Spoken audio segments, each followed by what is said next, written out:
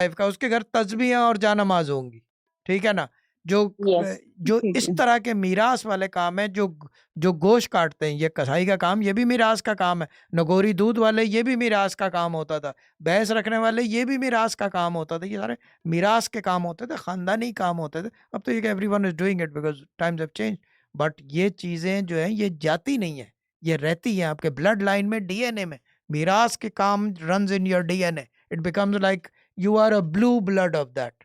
आप वो मास्टर करते हो। जी। और यकीन करें कि इनके बच्चियां अगर हैं, उनको ये सिलाई की तरफ डालेंगी, 2 मिनट में सीख जाएंगी, बिकॉज इट रन्स ऑलरेडी। सिर्फ इतला दे रहे हैं कि भाई उसको उजागर कर ले, और वो उजागर होती है। सेम गोज विद स्पिरिचुअलिटी, आपके अंदर होती है, सिर्फ आपने क्लिक मारना है और वो स्टार्ट हो जाता है। Then they know what to do. The same is with this.